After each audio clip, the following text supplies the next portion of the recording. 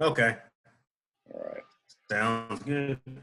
Greetings, welcome to Black Bear News. And with us today, we have meteorologist Nick Humphrey.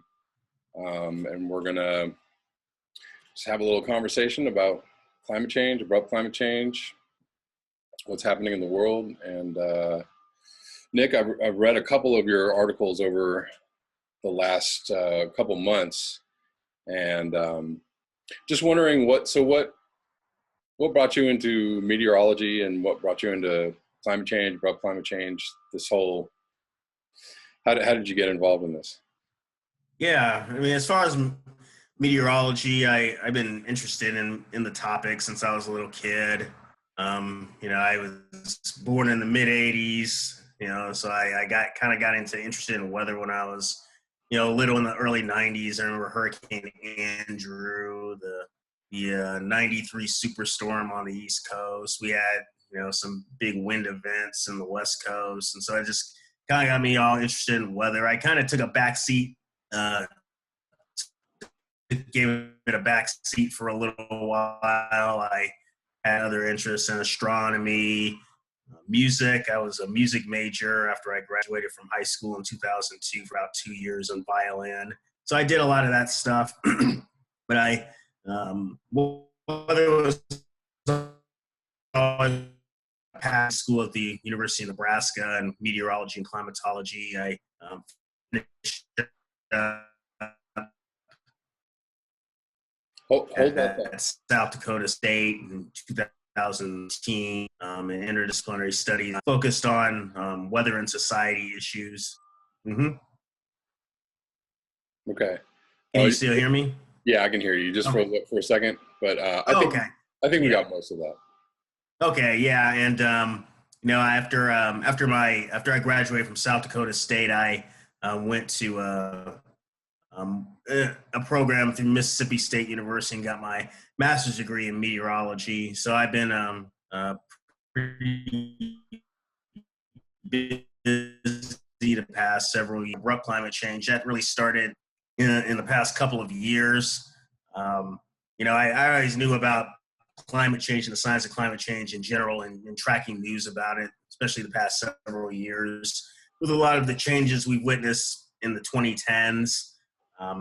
As far as everything from sea ice to fires and everything. But it really, past 3 or 4 years, we've really seen this acceleration and everything.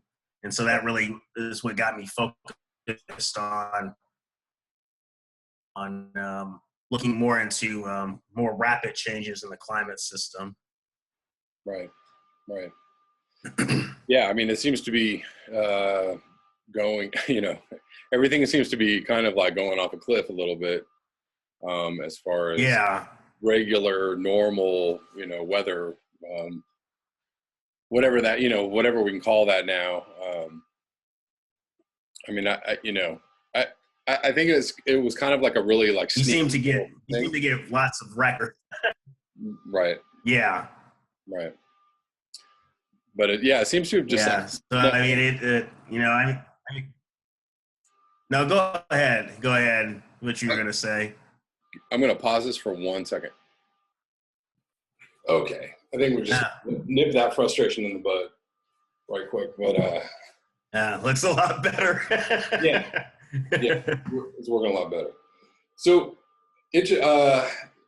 so how'd you end up settling back in Lincoln? I'm just curious. I got I moved to Brookings, South Dakota for a couple of years to go to South Dakota State, and then I have a fiance. I've been with her for several years now, and she has family back down here, so we ended up moving back to Lincoln. I originally came to Lincoln, Nebraska in 2008 to go to University of Nebraska, and I just stuck around. It's cheaper to live here than on the West Coast. Seattle is crazy expensive. Totally. Well, yes. I actually have. I used to tour through Lincoln a bunch. I played at the Zoo Bar a bunch of times. Oh yeah. I've been there once or twice. Yeah. Yeah, and I know a bunch of musicians there. Actually, the drummer in my band is from Lincoln, Nebraska. He moved out here from there, and we just ended up playing together. But Mm-hmm. I actually really like Lincoln, Nebraska. It's a cool town. Yeah, it's kind of it's not so big, but it's yeah, not like too small, you yeah, know. yeah. I dig it, and it's got the college town vibe, so Yeah. I like that. Mm-hmm. Yeah, so I was just I read your last blog post yesterday in my video yesterday um, concerning sea ice extent and how that's going, and where what are you seeing? What are you seeing happening in the near future with that? Yeah, with sea ice, it seems to be having sort of a, you know, being attacked, in a sort of a multi-pronged fashion. It's losing its extent, of course. I mean, it's way below what it used to be in the '90s, in the '80s, even in the early 2000s.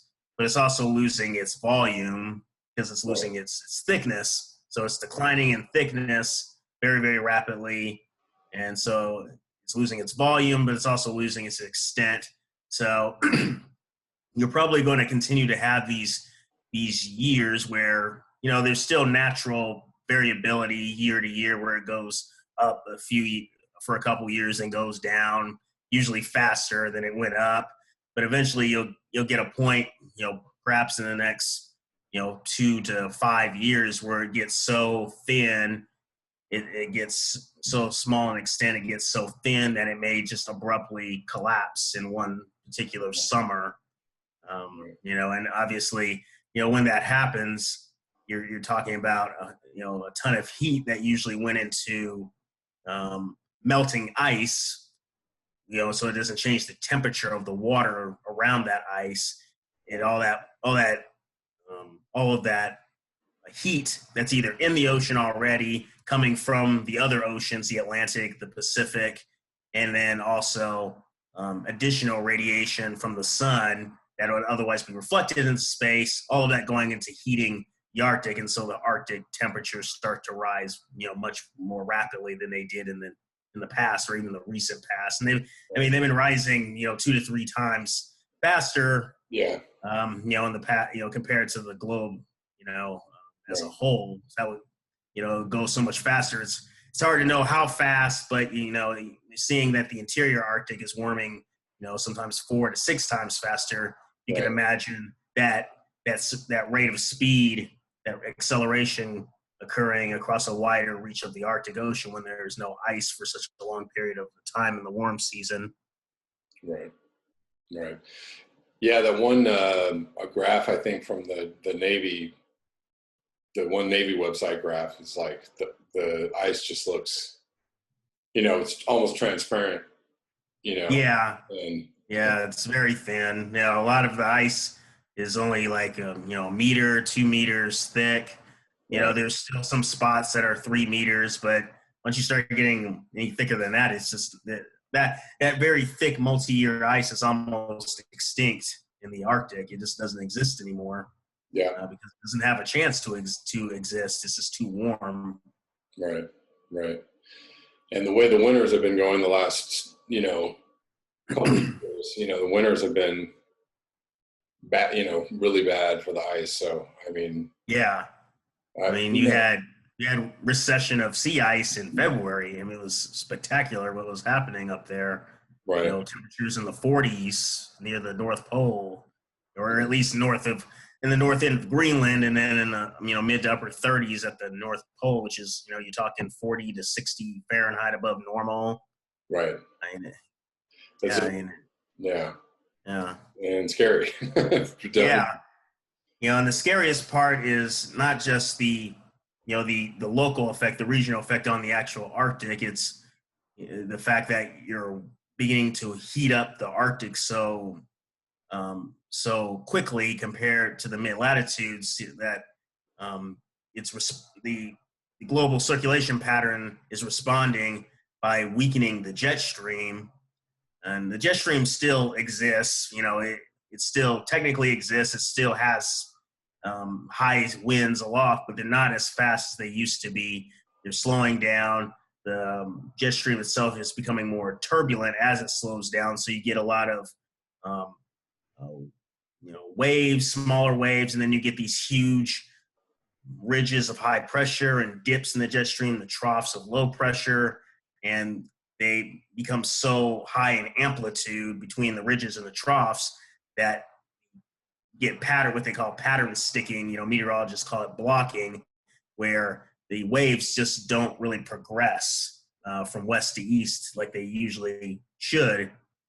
And blocking patterns have always existed, but they are becoming much more frequent because of climate change and the fact that you have a much warmer Arctic that's trying to reach a state where it's more equal to the temperature of the mid latitudes than being a polar tundra climate, or one that supports sea ice and ice caps and permafrost. And when you do that, it messes with the atmosphere circulation and causes everything to slow down and become more extreme. Areas that are under these ridges just bake relative to the old climate regime, and areas that are under these troughs either get, depending on where they are, either get abnormal cold that should be in the Arctic, or they get dumped with heavy rain, storms.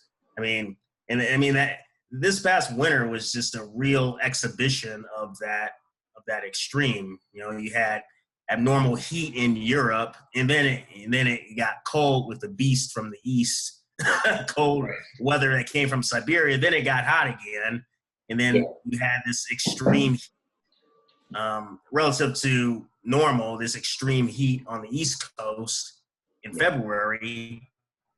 And then in March, you had like 4 or 5 nor'easters. And then meanwhile, here on the plains, we had a fairly, at least monthly norms were about the same, about what you'd expect, I think, in January and February. But then March and April got much colder, and we were getting these storms that would come in that produce these very extreme temperature differences just day to day. I remember one day in April, we had a high of 82 degrees in Lincoln, which was about, I think, 25 or 30 degrees above normal. Right. And then the next day, 24 hours later, it was 32 and it was snowing. Right.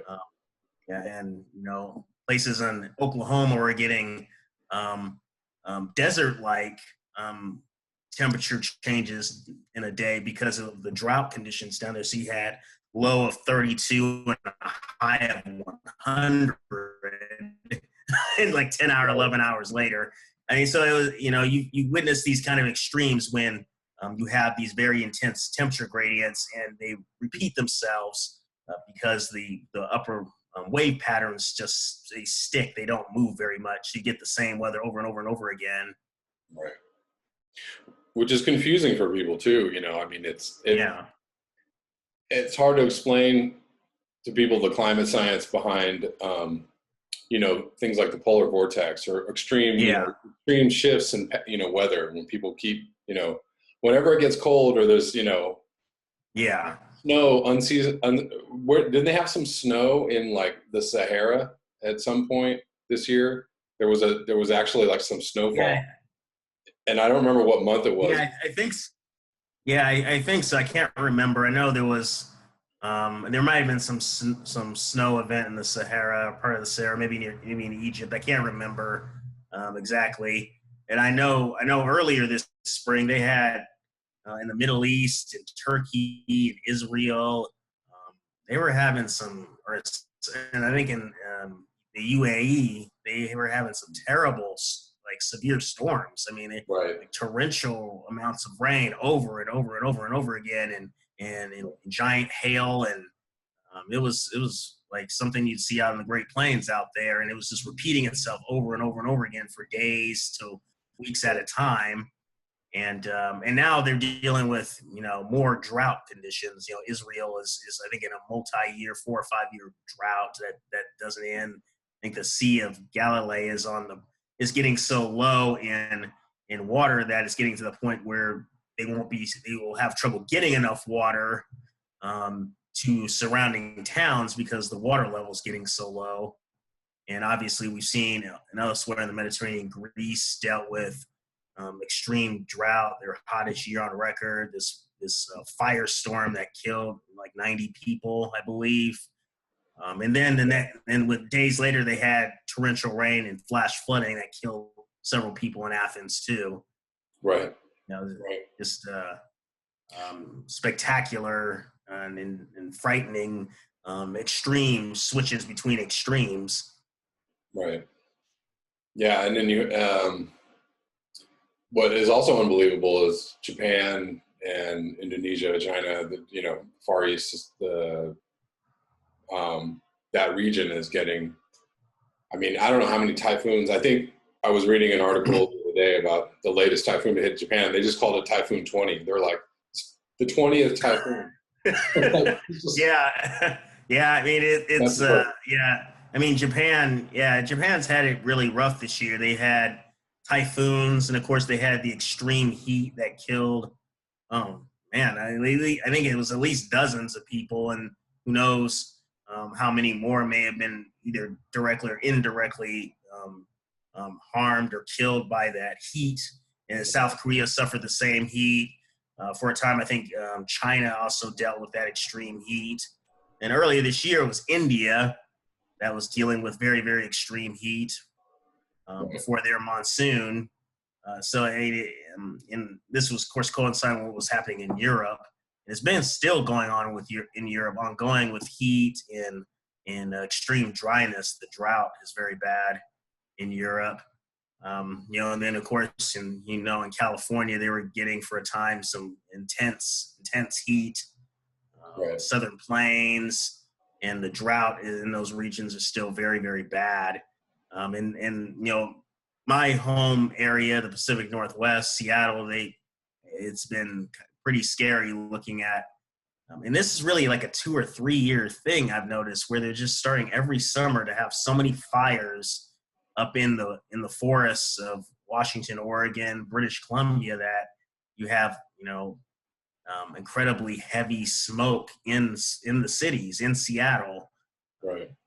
Yeah, where you literally can't breathe. I mean, I have asthma myself, and I don't think I could go outside if I lived there. At least during these times. And I grew up there. I lived there continuously, minus my stint in college for a couple years as a music major, where I lived in Eastern Washington.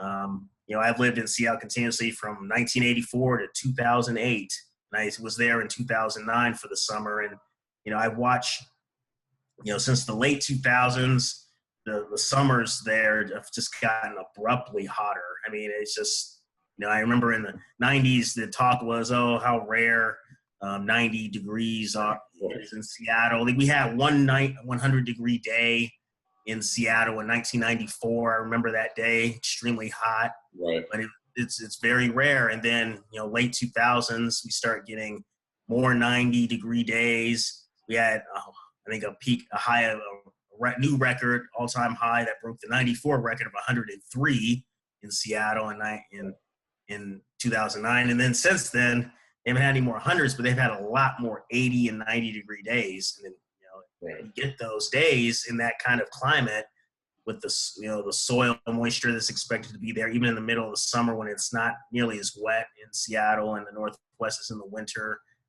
Everything dries out and it just ignites. Anything that touches it off ignites those fires, and they just go off everywhere. Yeah. It's fairly amazing how,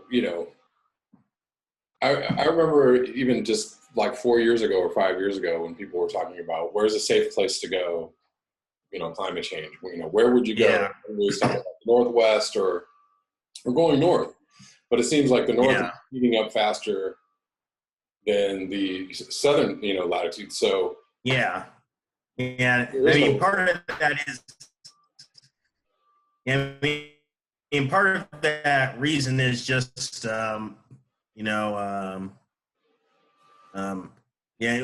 with climate change, it's if you're heating up the planet as a whole, the places that tend to take in the heat the fastest are the cold sinks. So the poles,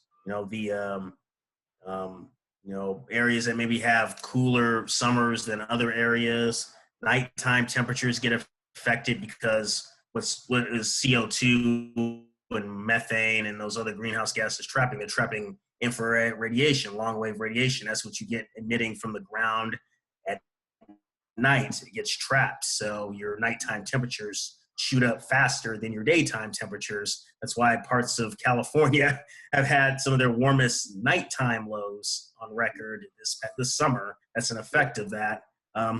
So it's it's the areas that can take have the most to gain in warming that warm the fastest. And the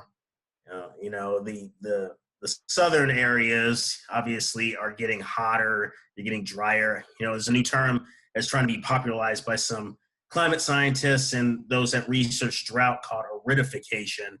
It used to be sort of called perma-drought, this idea that you'd have a drought that's multi-decadal, so long that you can't really consider it like a traditional drought. But really what it is aridification. Your areas are just getting, for all sensible purposes, they're just getting permanently drier. And they're never going to go back to the way they were before. And that's what's happening, in the Western U.S., probably faster than any other part of the country. The Southwest and even the Northwest, they're drying out, and they're drying out really fast. That's what's producing all these fires, because these forests cannot support a climate that these forests can't be supported by the climate regime that will exist in that region when the temperature of the planet rises to 3 or 4 or 5 degrees. I mean, that area is going to be really, really hot desert. Yeah. The deserts are going to be even hotter. Right. But the areas that have all these forests are going to be desert climates, and you can't have these forests here. So what's going to happen? The forests die off. They burn. They die. They get attacked by insects. They burn, and then they don't ever recover the same, because they're burning and dying faster than they can be replaced, even by their own evolution and their own biology to reproduce. And when they try to reproduce, they're trying to reproduce in a climate that's hotter than it can support. Yeah. I mean, I think the onslaught of all the, you have the drought, and you have weather extremes, and you have, a lot of people are reporting higher UV levels, and, all of these factors together are making it very difficult. You're seeing it in LA, trees here are dying. There's no other way to put it. I mean, there's as I'm traveling around, the trees are just getting browner and browner, and you're seeing more dead trees. And eventually, there's still a lot of greenery here, but eventually the dead trees and the brown trees are going to take over. And that's going to be, I don't think that's a tipping point ecologically, but I think that's going to be a tipping point, psychologically for people, right? When all the vegetation is brown and dead, people are like, oh, okay, this means something. Well, I've already seen that in Europe. I mean, I've seen on Facebook, I follow this one page, Abrupt Climate Change, and there's some folks that live in Germany or in other areas in France, and they post photos of just the trees are just dead, brown, and is losing leaves in the middle of the summer, right? Because they're just they're stressed from heat, and they're stressed from lack of water, and so they're just the trees are sick. It's just like if you were a human being, you're out in 100-degree weather all the time. You don't drink enough water. You're gonna have headache. You're gonna feel lethargic. Well, the trees, they're biological organisms, and if they're getting stressed for too long, days, weeks, months at a time, they just start to suffer, and they lose their leaves, and they turn brown, and they die. Right. I think it's an interesting thing, because maybe we can go into this later.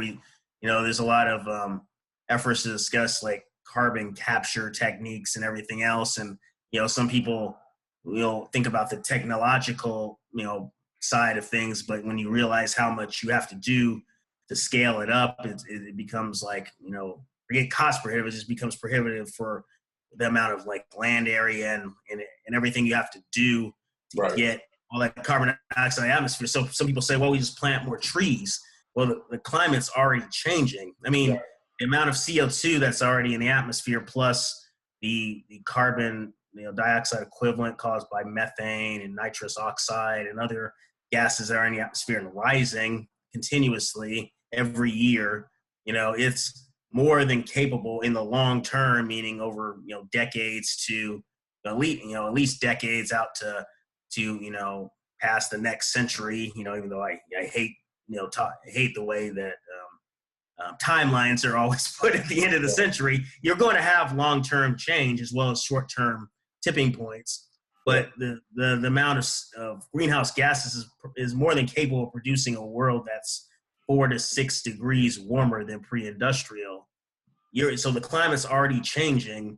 You're going to plant these trees that require decades to really grow to their full state, but yet they're going to be growing in a climate that's changing faster than decades, and they're going to be exposed to increasing heat, increasing dryness that they're not adapted to. So trying to mitigate climate change by planting these biological organisms that need these environmental conditions to be a certain way. If it's not like that, they're just going to die and burn, and you're burning more carbon.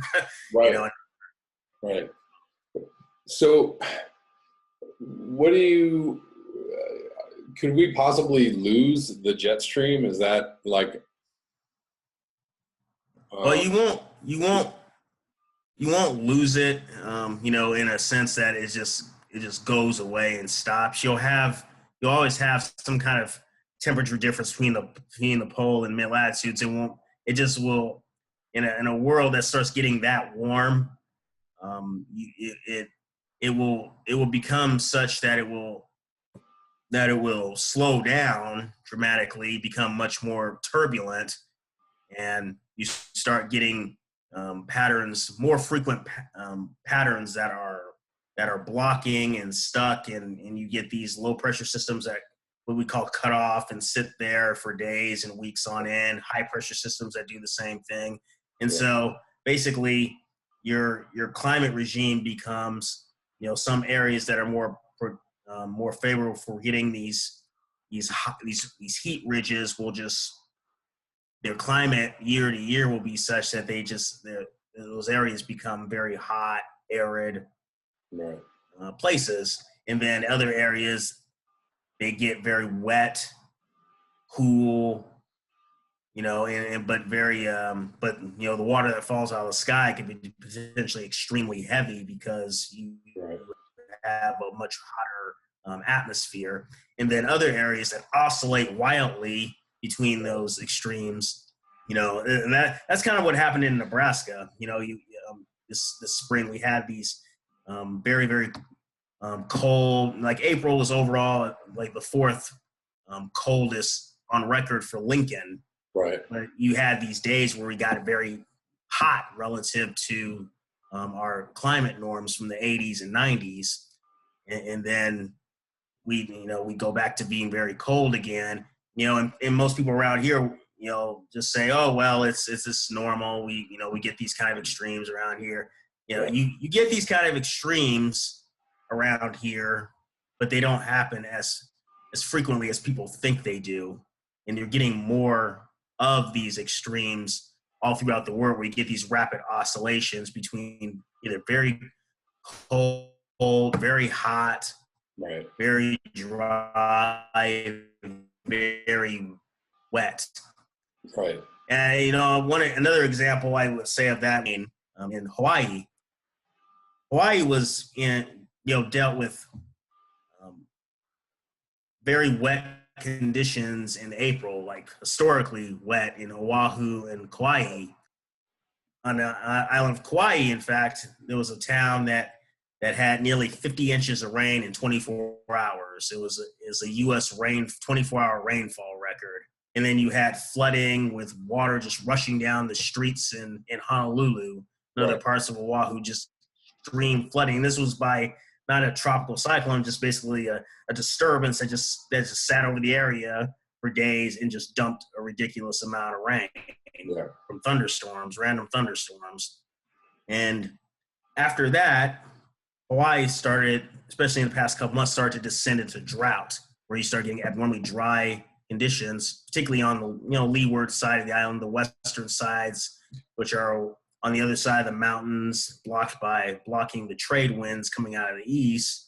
So you got these areas of severe drought in parts of the Big Island, Maui, Oahu, and then you get Hurricane Lane that comes and it drops.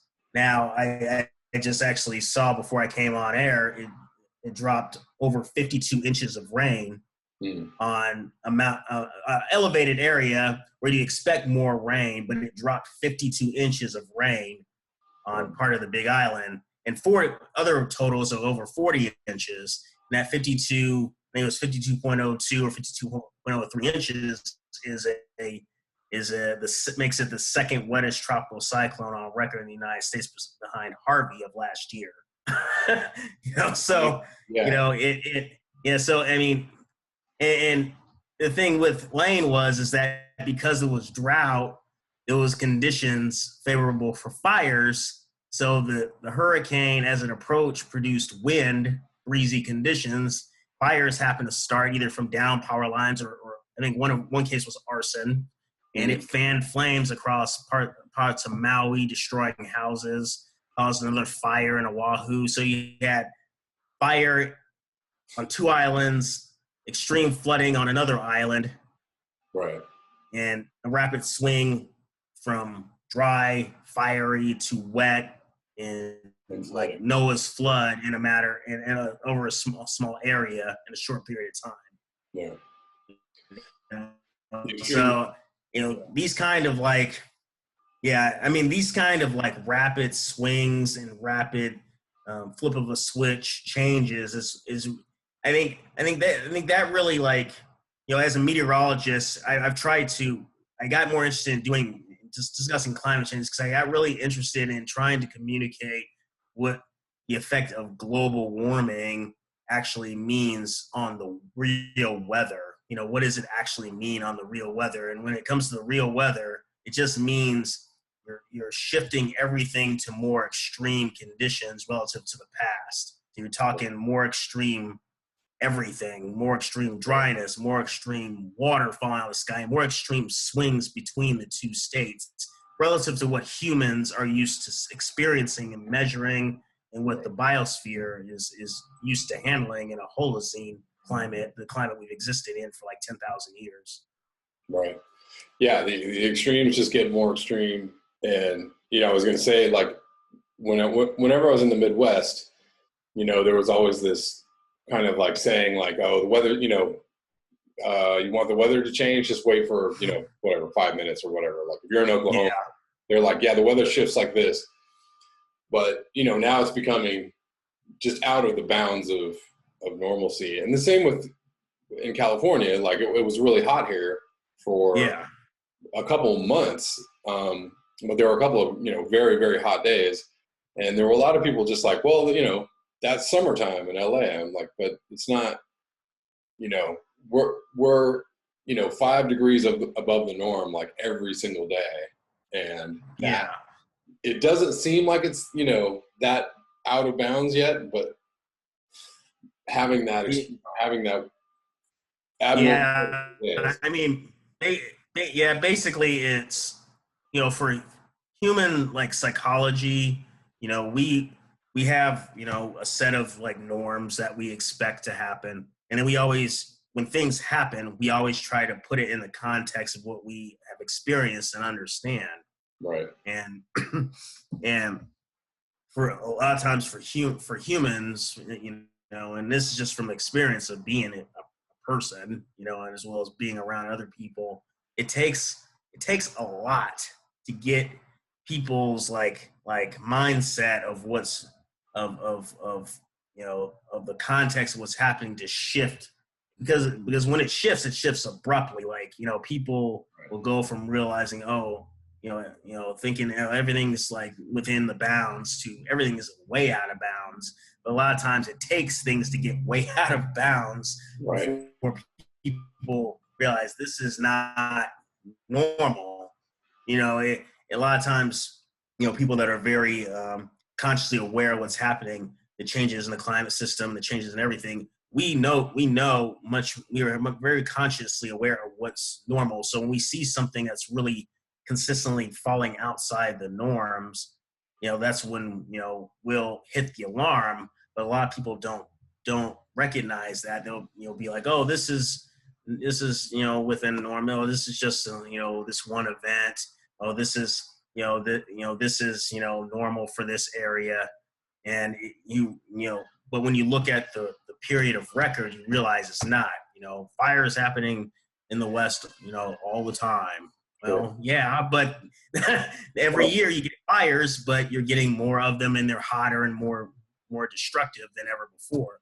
Oh, we get hurricanes, we get a lot of heavy rain. Yeah, but you don't get 50 to 60 plus, inch peak rainfall totals in these climates. The climate of Hawaii, the climate of Texas. You don't see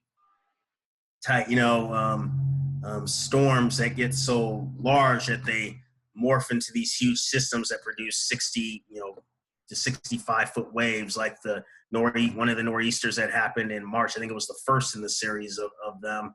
And then, several years before that, you had Hurricane Sandy, which did much the same thing. It was sort of a half hurricane, half nor'easter type system. And it, produced gigantic waves and produced a lot of flooding in New York City and Manhattan that wouldn't have happened 100 years ago because of sea level rise. So you've been dealing with that too. In the back, sort of in the background, people aren't realizing that the sea is getting closer to them. And it matters when those storms come and they push that water a mile farther inland than it would have in 1917 or 1918 or whatever. Right.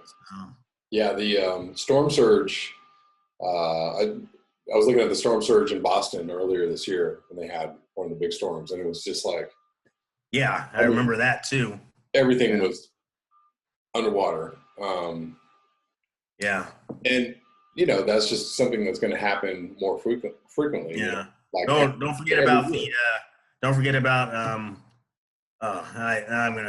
I think it was that town I believe it was near Baltimore, Maryland, that had that 1,000-year rain event, twice in 2 years. I mean, a lot of people don't understand what 1,000-year event means. It doesn't mean that it will necessarily should happen once every 1,000 years. It's just a frequency. 1 in 1,000 means it's a 0.1% chance of happening in any given year. So you could theoretically have it happen consecutive times every 2 years, but it's incredibly unlikely that it should happen. And in light of the rise in heavy rain events of that magnitude, excess of 3, 5, 7-inch rainfall rates per hour, which is what occurred in that town. In the context of that, you could certainly argue that it's within the context of the climate change discussion, that event near Baltimore, let alone in other parts of the world. I think I can't remember who put it in this context. It might have been Michael Mann, actually, and certainly others have tried to communicate it in this way. Most of the events we're seeing because of climate change, they either have or theoretically could happen in the climate regime we lived in pre-industrial. But the fact that the climate is shifting, and we know that it's shifting, increases the odds that those events, that the most extreme cases in that tail of distribution will occur more frequently than they would have in the past. It's sort of like lung cancer. Anyone can get lung cancer. But the odds of getting it are higher if you smoke. Right. So, That's you know, fairly clear. yeah, having climate change, I guess you could call that an ailment. Having a case of climate change, where your Right. temperature of your planet's rising, makes extreme rain events more likely, makes extreme drought more likely, extreme heat more likely. Evidence that can energize storms, both tropical cyclones and non-tropical cyclones, makes that more likely. And obviously, we see melting ice and glaciers and snow everywhere, permafrost. Yeah. All these things are much more likely because of the ailment, I guess, that humans have put on the planet with global warming and Right. the changes that it's causing. Well, it's also interesting because the signs and the symptoms of climate change seem to happen outside of the human experience, outside of our everyday experience, like Yeah, ice caps melting, the glaciers melting, yeah, and a lot of extreme weather events kind of can happen out here or away from us, and then we're still able to just do whatever it is we got to do, and we're good at that. yeah, We're good at just like, oh, that was bad. Let's, but back to business as usual. yeah, As those things start to kind of come in on us and start, saying, okay, your everyday life is not possible. yeah, Now, what are you going to do? yeah. And again, that's what I was kind of referring to, the sort of the psychological shift. I think it happens when, for most people, it will happen for most people when the effects, the cumulative and cascading and accelerating effects of climate change start to actually impact how people, well, let's put it this way, because people in the developing world are already getting affected by climate change right now. Right. So let's put it this way: in the world of us relative richer people up in the north, Right. you know, when it starts to close in on us, because we're special, right? That's when it will matter in terms of what people tend to care about. Right. The economy, food, water resources. I mean, even in the United States, in Europe, I mean, we're starting to really see that pinch now. And I mean, I think as far as the sort of the developed world is concerned, I think you're really starting to see it in Australia. Right. I mean, most people look at the northern hemisphere for all these effects of climate change, but land masses around the world are warming faster than the globe at large too. That includes Australia, and I mean they're having a drought that's so insanely extreme. They have kangaroos, wallabies. Have all these animals who are supposed to be living out where they're supposed to live, coming into cities trying to steal water Yeah. from swimming pools and wherever they can get water and food because there's nothing. Their habitats are being roasted or Right. aridified by climate change, the effects of climate change. It's happening so fast that they just can't deal with it. Yeah. I just read an article about emus are overtaking a couple of towns. Oh yeah, Overrun yeah, by emus. And yeah, that's, it's really scary, right? That's not supposed to happen, right? yeah, And I think we're seeing more of that. Wild, wild animals animals in the wild are like, they're running out of food, they're running out of resources, and they're kind of they're going to where all of the food and water has been hoarded, which is they're like, got my stuff. Like, come on, man. And you can be darn sure that soon you're going to probably be seeing more wolves and coyotes and bears and animals of the West coming out. I mean, I've already heard stories in the past couple months about I think zoology ecologists going out trying to help wild horses in the West because a lot of wild horses are dying out in the West from the effects of these incredible drought conditions. They can't get enough water. They can't get enough land to graze off of. And they're just dying out there in the desert, because there's not enough to eat or drink. Yeah, and that is pretty big, flashing red light. Like Yeah, and it's, we're going to be running out and trying to, save these animals that can't survive in their own habitats, and Yeah. eventually that's going to spread to us, right? Yeah. I mean, our technology, in our minds insulates us from what's happening in the wild. In our minds, we're humans. We have our cities, our built up land, our pipes, and our fans, but then the wild out there, everything's suffering out there in the wild.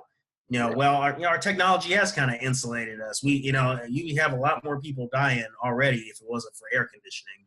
Right. You would have had a lot. I mean, look what happened with that postal worker in California died in 120-degree heat. But imagine if nobody had air conditioning, you would have had significant deaths from these increasing heat waves already in Southern California and in the Southern Plains and I mean in Arkansas. I know a few. I think last month when they're in the Southern Plains and the South were having this extreme heat of their own, you're having heat indices over 120 degrees or near 120 degrees in parts of Arkansas with all that humidity. And Right. imagine you couldn't retreat to your house, turn on your central air and try to stick it out. You just die, Yeah. I mean, people don't realize how much hotter it is now in these regions than it was when they were settled. I've actually looked back at temperature records in Seattle and in I think in San Francisco or in San Diego from the late 1890s, early 1900s, to sort of get an idea what kind of temperatures they experienced in that time. And I mean, it was like 80-degree temperatures, and even in San Diego were kind of rare in the late 1890s, early 1900s. I was kind of shocked. So I go literally through the records month to month to month and could barely find anything. I looked at temperatures in Seattle and between, I think, 1896 and 1910, and for a location that I thought was reasonably representative of the city at the time. And I could, you could barely find a 90-degree day now. There's like so many of them. People don't realize, people that didn't have AC or anything back in those days, they just didn't have as hot a climate. Right. Now you need it. You absolutely need it, or you just get sick and you just die. Yeah. I mean, I've done a lot of traveling through the South, and it's just really interesting how people live with their AC on, and places all year round, and it's just a weird thing, like I know that people needed to be comfortable. I know if you turn that off, it would make people really miserable. But I don't know that that's a good setup, right now, because you have a lot of people that just expect the AC to be on, and when it goes off, it's not going to be pretty, It's really a race against it's a race against nature, that nature is going to win. It's a nature versus our energy that we need to power all of those air conditioners and everything else we use in our cars and everything else to stay cool in the increasing heat.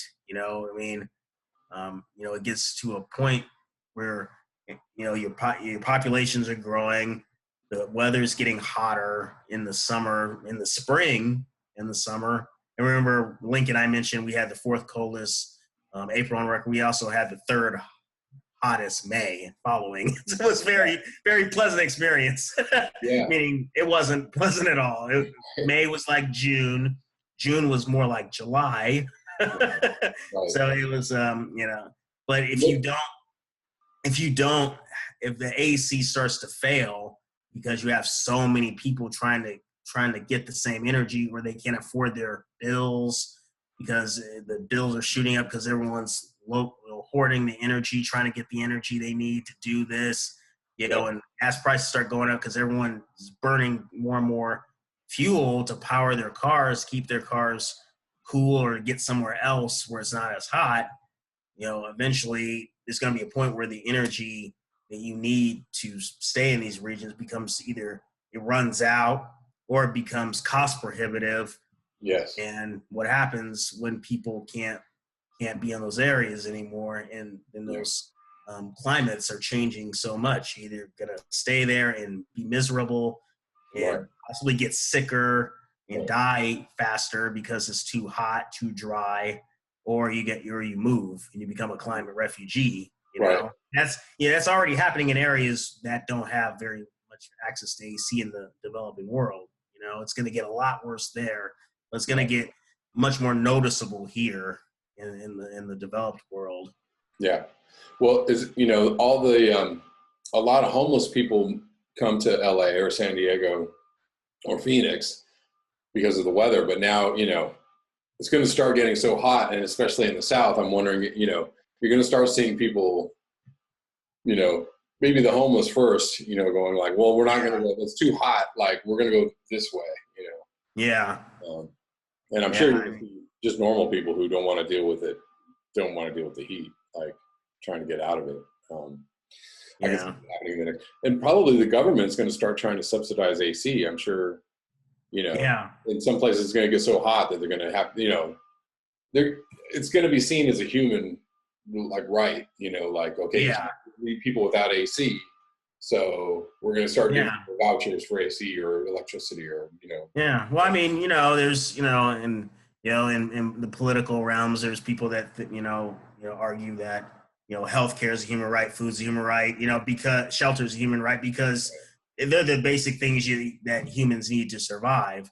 Well, if it starts getting so hot, these regions become so hot, people who don't want to leave those areas or don't have the resource to leave. I mean, well, heat is, cooling is a human right. Our right to eat, to not roast in our houses. Basically all of these things that we may have been used to as being not necessarily a necessity, but I call it how much you can afford. Now they're going to become a necessity. Yeah, I mean, at one time AC was a luxury, right? It was something the rich people afforded. And now it's like, well, it's everywhere. Everybody has AC. Yeah. AC in their car. Yeah. And also, on top of that, you have like Miami is starting to flood all the time, and Louisiana is losing its coastline, and I wonder what's going to happen with that as well. When it gets to a certain point and people are like, okay, we can't live here anymore. Some people are not going to have the money to move. They're not going to have the resources. I'm just wondering how that's going to be handled, right? Like, how's the government? Yeah, I really don't have any idea, because I mean, you look at Florida. I mean, the government doesn't seem to really take climate change seriously whatsoever. But I mean, in a world that's 4 to 6 degrees of Celsius above pre-industrial, that Florida is gone. At least South Florida. I mean, I'm sorry to say, South Florida, Central Florida. I mean, trees are just going to go underwater. And I mean, it doesn't, and it may not be something that takes hundreds of years. I mean, we have evidence from paleo records, going back, to 100, 115, 125,000 years ago of when the planet warmed about 2.5 degrees. You had periods where you had abrupt release of water from melting glaciers, and it caused abrupt jumps in sea level rise, of a meter, 2 meters within a few decades. And I mean, even James Hansen has speculated about the possibility of a doubling time in the melt of Greenland and Antarctica that would produce a meter of sea level rise by the 2050s, and then going up from there into the mid 20th century, where you get 4 or 5 meters of sea level rise. I know one of his papers he speculated on I think a 20-year, 10-year, and 5-year doubling time for sea level rise, where it's basically exponential growth. Right. Because when ice melts, it melts faster the more you lose it. Right. And especially if the planet's continuing to warm, you can actually have a situation where the global average temperature of the planet may actually fall because your areas in like the North Atlantic and South Atlantic and Southern Ocean may actually cool because there's so much water flowing off of Antarctica and Greenland, but yet you're because you still have this intense greenhouse effect. Other parts of the oceans and also the land areas are still way above normal, at least what we would consider normal, and are having all of the effects of climate change, and warming and aridity that we were still expecting. So the global average temperature may become less important and more the distribution of heat on the planet, where the tropics are getting hot, the land areas are getting hot, even as the areas near Greenland and Antarctica are cooling, and you can already see signs of that south of Greenland, where you have this very persistently anomalous area of colder water and colder air that's over that water, because of probably combination of increasing melt off Antarctica over the longer term, and also the weakening of the Atlantic meridional circulation. That if that collapses, you have very more intense heat in interior Europe in the summers, more intense cold in the winters, particularly Scandinavia and Britain, and a very intense temperature gradient over the Atlantic that can produce very, very powerful storms. Right. That Hansen speculated about could move gigantic boulders, and there was some incredible storms that were seen in the paleo records going back to 125,000 years ago. So I mean, Dar Jamal, that writer that does a lot of discussion about climate change, he calls it climate disruption, because everything just gets completely disrupted. There's no like uniform process of just warming. There's the global warming, but there's all of these changes that are nonlinear and heavily disruptive, and you can't really anticipate all of them. And by the time you get tipping points, they've already passed you by. There's no way to stop them. So I think it's kind of not necessarily disingenuous, but kind of incorrect verbiage to say that, we're approaching this tipping point or that tipping point. I mean, you might be able to, you can anticipate some of them, but if you're seeing major changes already occurring, then you're probably already in the tipping point. Right. We're in the sea ice tipping point. We're in the permafrost melt tipping point. That's going to release more CO2, more methane. You're already in the tipping point for the AMOC. All of this stuff is already happening. Right. And it's just a matter of how fast is it going to happen and how extreme are the changes going to be when they do happen. Right. Yeah, I mean, it's going to be, interesting would probably be an understatement, but, interesting to see, how this progresses, if the AMOC shuts down, or if the ice sheets start melting faster, like how, what is his name? Hollum is his last name. I think it's Robert Hollum, this guy. I linked a video of his, but or is Roger Hallam? That's it. But he's talking about all the tipping points and saying that somebody asked him, are there any negative feedbacks, and he was like, surprisingly none. So, yeah. Or if there are, they're going to be overwhelmed by the positive. Yeah. They're just yeah. And I mean there is one a good example of a negative feedback it seems to be going on is actually with the Arctic sea ice. As you're getting more Arctic sea ice melt, you're getting more blue ocean that absorbs more heat, and that heat leads to evaporation and also condensation in the atmosphere, which is more clouds. So it's very possible that the sea ice may not necessarily collapse abruptly and end very quickly. It could sort of trail off more and more because you have more moisture in the atmosphere, more cloud cover. But so it may take longer than we think to get the full official blue ocean event, which is like 1 million or less square kilometers of ice. But in the meantime, the Arctic's still warming. It's still having effects on the jet stream and the polar vortex. And in the winter, all that moisture and cloud cover keeps long wave radiation in the Arctic. It keeps it from as much from escaping into space. So it gets warmer in the winter faster than it does in the summer. So you may not lose the ice as fast in the summer, but you're not growing as much in the winter. And I mean, again, you saw that this past winter where the ice just did not want to grow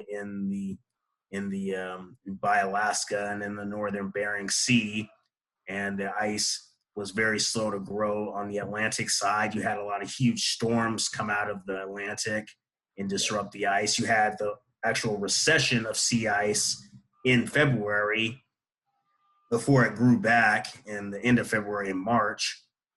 So, you're going to witness more and more temperature anomalies. I mean, I'm 100% expecting you're going to see 40 to 60 degree above normal temperatures again in the Arctic this winter. I mean, that seems almost guaranteed now. And with El Nino, which naturally spikes the planet's temperature up.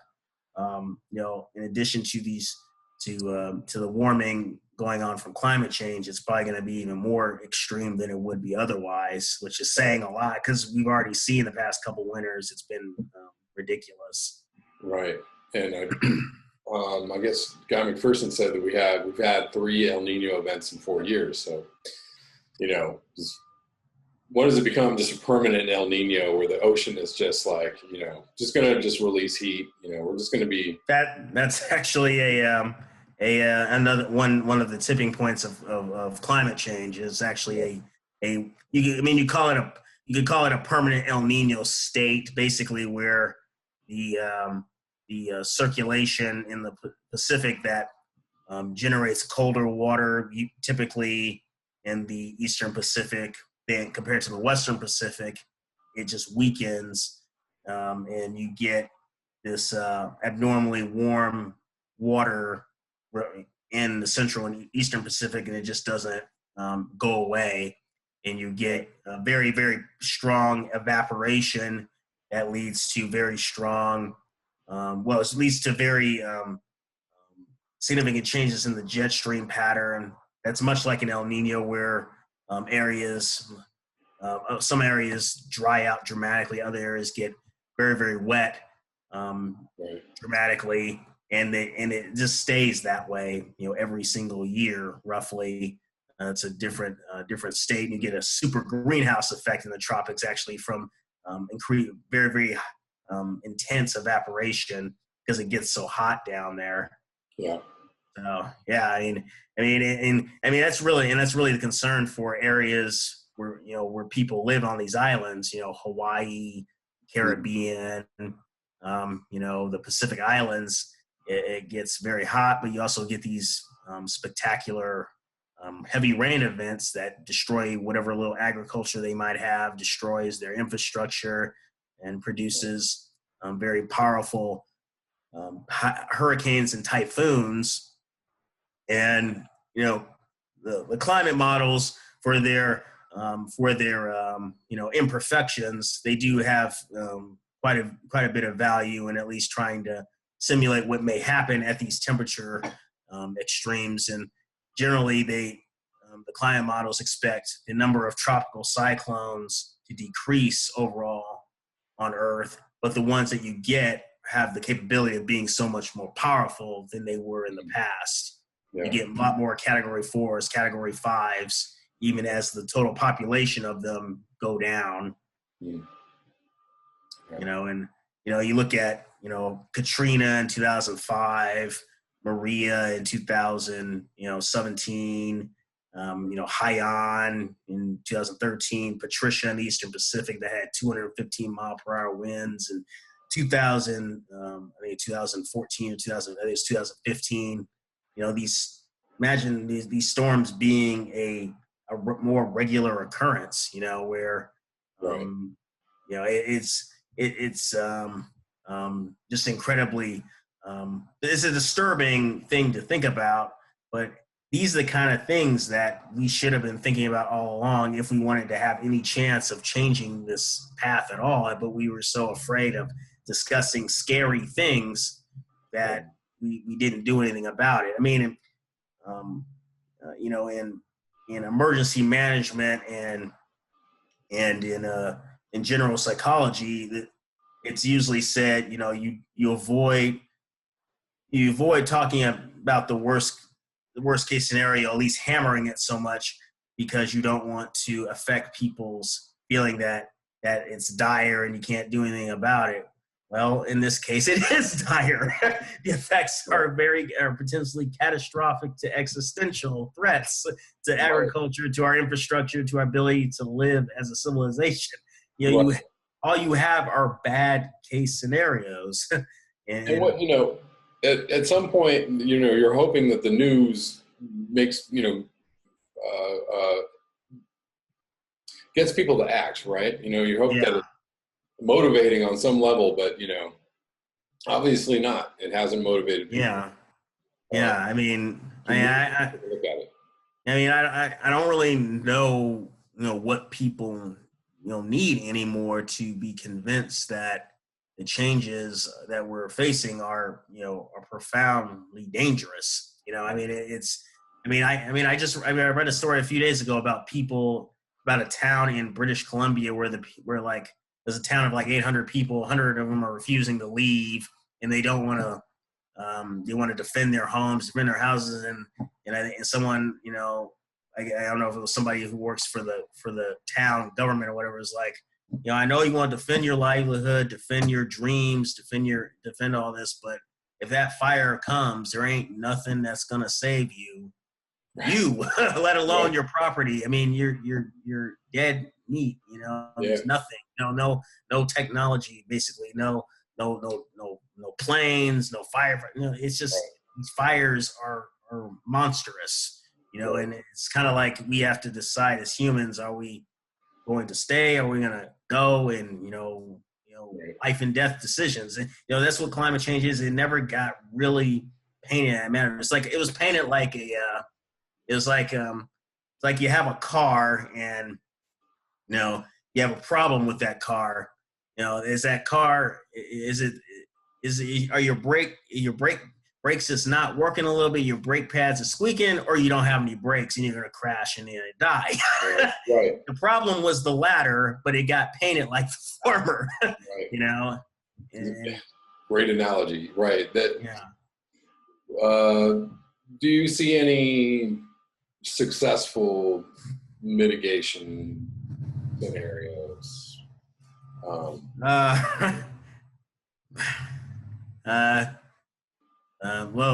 I have short answer and long answer. Short answer, no. I mean, I've spent, basically the mitigation strategies that get talked about a lot are,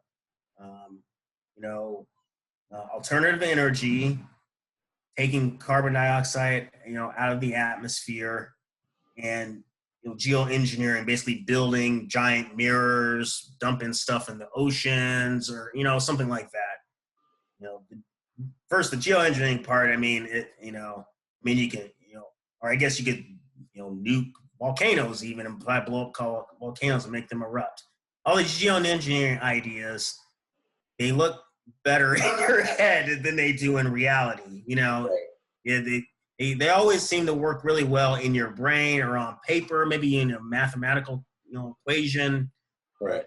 Being somebody that understands the non-linear, chaotic nature of the atmosphere and of geophysical processes, even volcanoes or whatever else, ice.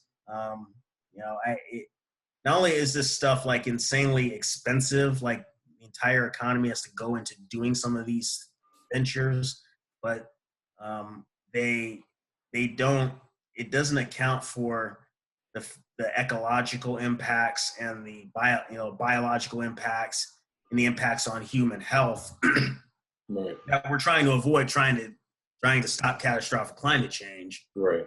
Maybe doing doing more harm than good, or he may just do as much harm than good. But it's almost, for me, it's almost certainly likely that that either it's not going to work or it's going to work, but in a way that harms us and not saves us. Right. You know, this is. I could probably spend tons of time talking about the issues with volcanoes and aerosols, or the issues with trying to deal with mirrors. What about blocking the sun by satellite? Like that, I don't know. Oh, yeah. How doable is that? Well, you have to build. You have to build a really, really big something. You have to build a structure far, far bigger than anything humans have ever done. It's just to have an effect. Me talking about like eclipsing the sun or something. It's just not. It's not feasible. It's just not feasible. And let's see. Geoengineering, and then carbon capture. The technology for carbon capture technically exists. It does exist. It's being implemented and tried out, but it's in, I think it's like in the million or millions of tons per year or something, if they're lucky. We're, as humans, are emitting, I think, 40 billion tons of CO2 every year. Right. And we've emitted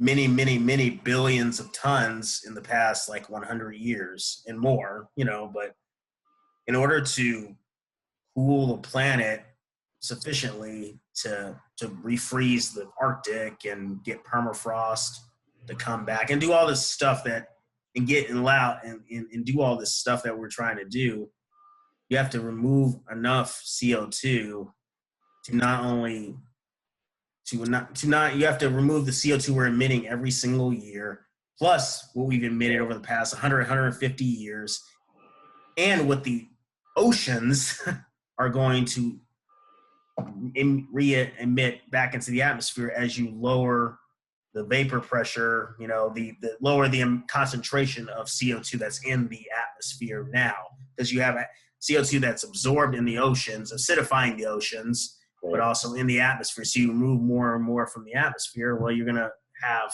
a feedback that re-emits some of it from the oceans back to the atmosphere too, because it was a carbon sink. So you're dealing with a huge amount of carbon that you're trying to bring back to what it was before, which was the fossil fuels that we burned in the first place. And you have to do it with a huge, huge amount of energy to not only to actually do the action, but you have to build all of this technology, have it on a global scale. I can literally go on and on about that, but you get the idea. It's just way too much. Yeah, it doesn't look good. It doesn't. Yeah. So for me, in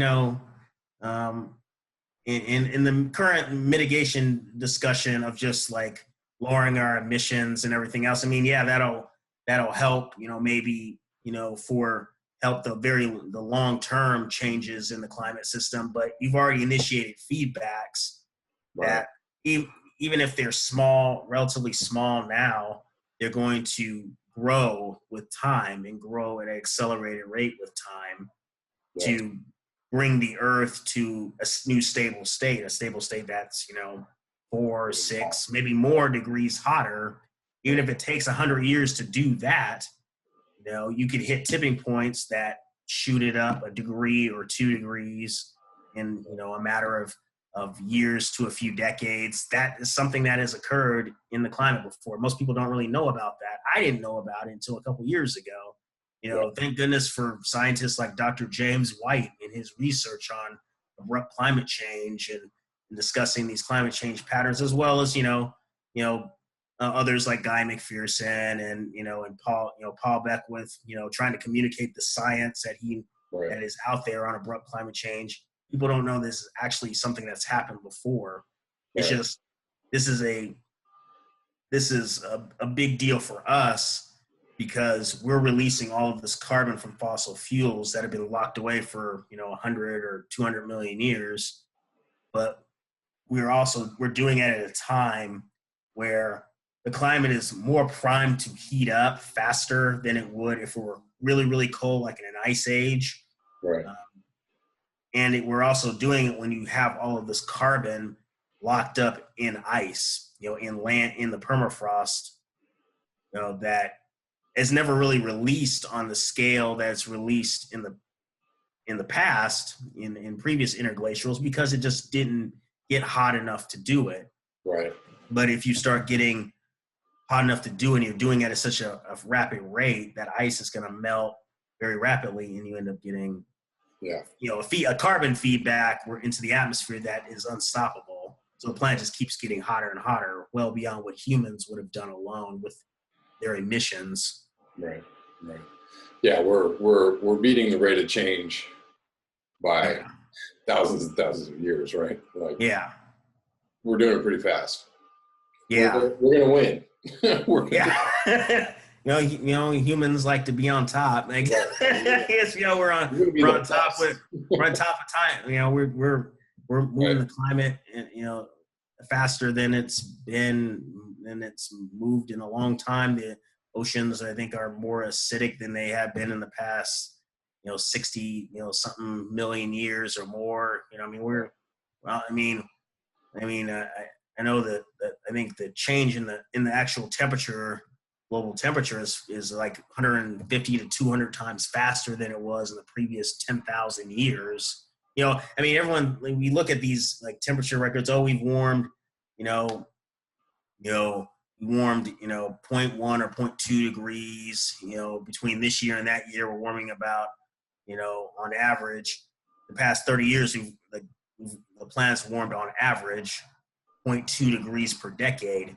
Everyone doesn't really think about how fast that's for a climate system that's relatively stable, orbiting around a star that's in a relatively stable state for human evolution. That 0.2 degrees Celsius per decade is ridiculously fast. Right. It's just the numbers don't seem that big to us, but for biology and for climate phenomena that can change rapidly on a dime with such temperature changes, like sea ice, like land ice, like in glaciers, like polar ice caps.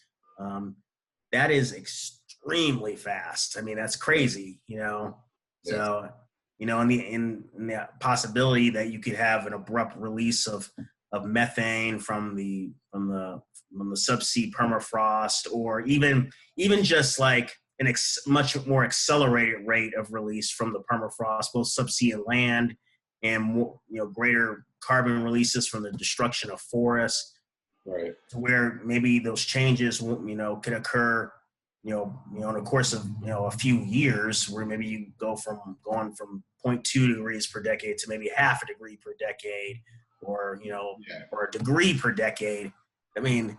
That's, truly, extreme and devastating for us and for our civilization and for biology of large animals that need implants, that need stable conditions. But what we're doing right now is incredibly bad. And people just really aren't grasping it, because we're insulated from it, from being in our houses and being, having our medicines and going to work. Like I said before we got out, I was stressed out about stuff at work today, and I was like, I don't want to deal with this. And then there's, in the background behind our business as usual lives, there's things happening that are incredibly catastrophic and should not be happening. But it's not really going to hit us until it really hits us, when our crops aren't growing very well anymore. We can't afford our water because there ain't enough of it. We can't afford gas to get to work. We can't afford AC to stay cool. We can't afford any, the things that keep business as usual going, basically. When those things start to fail, then we're going to be talking about it and taking it seriously. Yeah. Yeah. Do you have anybody in your area or in your sphere of friends, like people that you can talk to about this, or are people turned on or turned off to this reality? It's just not something that, around here really gets talked about very much. Maybe it's the politics of the area, very conservative. But but I've heard people back in the Northwest that don't even really, can think about it or connect to it. It's just kind of like, we're, maybe part of it's just saturation. Maybe we're just so oversaturated by all the news and the arguments between, which is really a false argument, but it's been considered a legitimate political argument, the argument between those that believe in climate change and those that don't, and believe it's a conspiracy and it's nonsense. And, and people are just sick of talking about it and sick of dealing with it and don't want to deal with the, even if they do think it's happening, or trust the science that it's happening, they don't want to deal with it on a day-to-day basis and hear about it. And I mean, if you like me and I, write posts, and, write these articles on my blog and do these other things, it is stressful to look at, all the time. But, when I'm seeing, when I see these super floods, in Texas and Hawaii, and then see these mega droughts in California, and, I see even here in Nebraska, these rapidly switching conditions between cold to extreme heat, and see the U.S. has its hottest May on record in the continental U.S. And, it's bringing it home that this is happening. These are real changes, and that eventually, probably sooner rather than later, I'm gonna feel it hard when I go to the grocery store, and I'm trying to think, how am I gonna afford to buy my food, and the gas prices are shooting up, and I've already noticed, gas prices seem to be getting more consistently higher, and it's consumption, it's the effects of storm events, and you get more of that. And when it hits your businesses, your personal business as usual, that's when you really start to realize something, what's going down. And for me, I'm already seeing it because obviously I'm awake, I guess. I'm aware of it, I track it every day. But for the average person, it's when when they can't get enough food, enough water, when they can't turn on their AC anytime they want, when they live near the coast, like in Florida, and the water keeps getting more and more king tides over and over and over again, and the hurricane comes and smashes that water miles and miles inland, where even 10 years earlier it wouldn't have done that because the sea levels are rising so fast. That's when it'll hit, I think, the majority of the people on the planet, that we've been in this planetary climate emergency that Beckwith, Hansen, others have tried to sound the alarm about before it gets that bad. Right. But, I'm just, that's what it'll take, unfortunately. And, people, worry about extinction of, there's some that worry about extinction of humans and on the planet. And obviously with species in the wild, there's definitely a trend towards greater extinction and loss of populations. But even if humans were to fall by the wayside, as a species, because we've destroyed our planet so badly, at least for our survival, the planet will be around, but we may not be. It's not. No one's going to be. By a definition, no one's going to be. Most people aren't going to be around to witness that part. Right. Most people are going to be around to witness is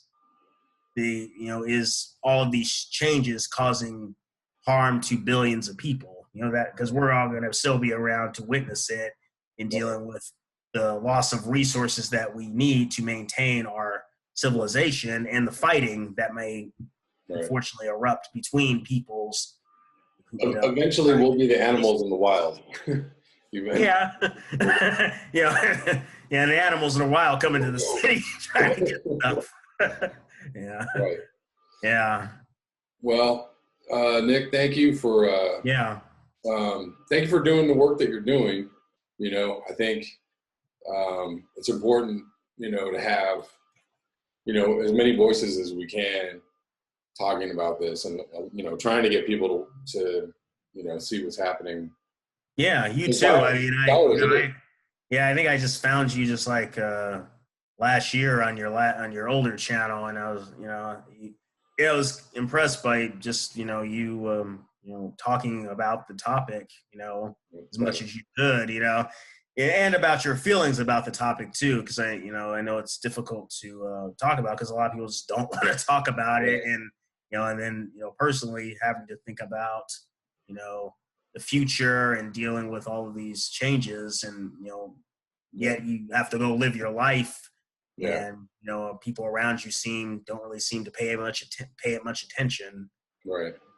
It'd be hard enough if we all were aware of it, and we were at least trying to figure out, okay, how are we going to adapt, how are we going to mitigate, even in the face of these almost godlike changes in our system that we may not be able to hold up against, but to actually go about our daily lives, but then also realizing that these changes are going to be coming increasingly more on our doorstep. That's one of the most difficult parts.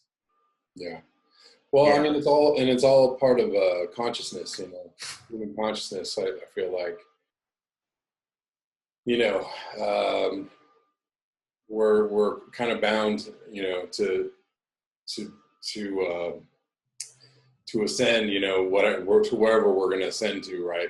Whether we're all go out or not, I don't know, but we can't really, do this and go forward. We